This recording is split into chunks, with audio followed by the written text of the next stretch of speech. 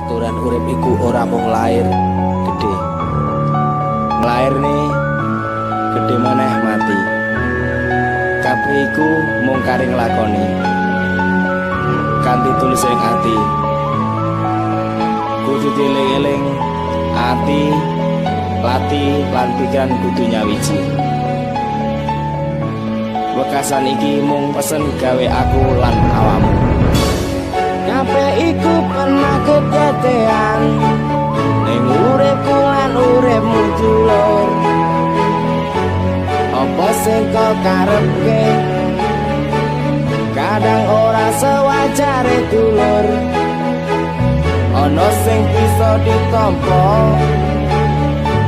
ana uga sing ora bisa dulur. Yen ora bisa aja dipaksa.